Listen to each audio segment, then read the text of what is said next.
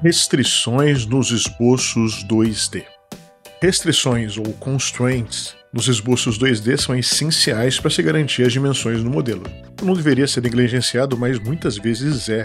Eu vejo pessoas iniciantes ou às vezes estudantes que estão começando no mundo do CAD e muitas vezes ignoram aquelas linhas de cores diferentes ou aquela informação dizendo que aquele esboço não está totalmente definido. Sim, eu entendo que uma ponta de linha de centro ou de construção que está sobrando não faz diferença na prática no modelo, mas o ideal é que você zere sim os graus de liberdade que tem dentro do seu sketch para garantir que não tem nada faltando dimensionalmente naquele formato que vai gerar o seu modelo inicial. E para falar sobre isso, eu vou mostrar um apanhado das principais restrições geométricas mais comuns nos programas CAD. Eu vou comparar isso em alguns programas diferentes. E eu estou falando de Inventor, Fusion, SolidWorks, Onshape e FreeCAD. Antes de começar, vale a pena lembrar que em todos os exemplos eu vou partir de um esboço já iniciado. Como Inventor e Fusion são muito parecidos, eu vou escolher um ou outro na comparação, exceto quando tiver realmente uma diferença que vale a pena ser destacada. Graus de liberdade. Quando uma entidade, entenda como isso arcos ou linhas, estão totalmente definidas ou totalmente restritas, você não consegue alterar nem a dimensão nem a posição dela no espaço. E para isso a gente aplica tanto restrições dimensionais quanto restrições geométricas, que é o nosso foco aqui. Os programas CAD desse exemplo, eles indicam os graus de liberdade principalmente pela cor da linha. A cor da linha é diferente quando ainda tem algum grau de liberdade nela, ou por forma de símbolos e mesmo de textos, indicando se falta ainda alguma medida ou não. No caso do Inventor e do FreeCAD, ainda tem uma contagem de quantos graus de liberdade faltam para serem restritos. O Fusion e o Onshape não indicam por texto, mas por símbolos. Sendo que no Fusion é um indicador que é no formato de um lápis, quando está em aberto, e um cadeado quando está totalmente restrito. E no Onshape é um indicador em azul que fica bem em cima daquele sketch, indicando se ele tem ou não a um grau de liberdade dentro daquele sketch 2D. Restrições dimensionais. Todos os CAD do exemplo desse vídeo funcionam praticamente da mesma forma. Você aciona a restrição de dimensão e aplica em cada entidade, linha ou arco, colocando medidas como se fosse no desenho técnico tradicional. Coincidente e colinear. O coincidente restringe um ponto com uma linha ou um ponto com outro ponto.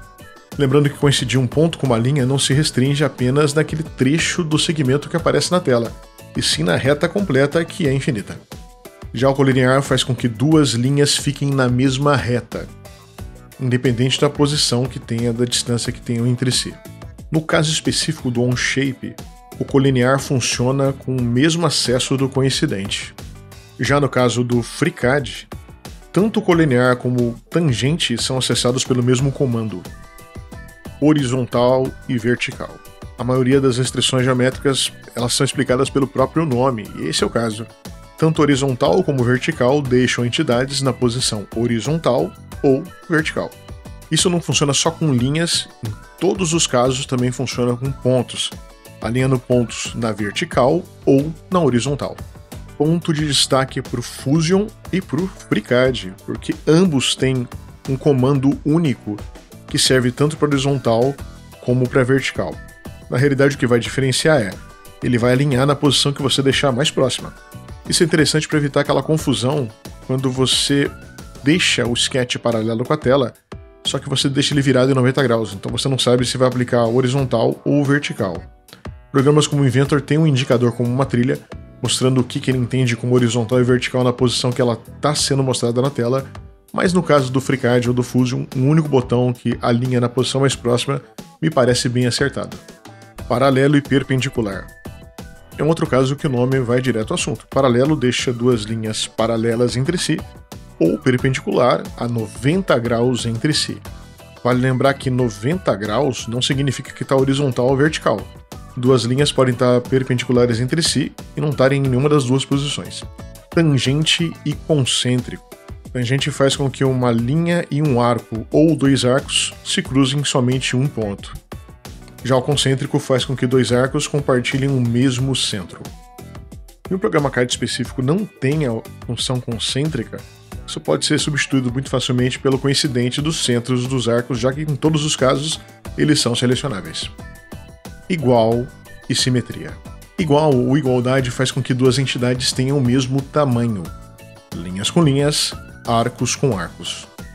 Já a simetria iguala duas entidades em relação a uma linha de referência. Isso é extremamente útil no caso de peças simétricas.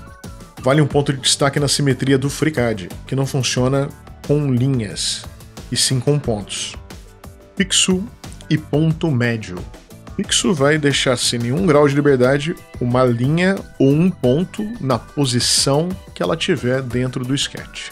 Agora, vale lembrar que é diferente fixar uma linha ou as extremidades dela. Os pontos podem ter comportamento independente dependendo do programa.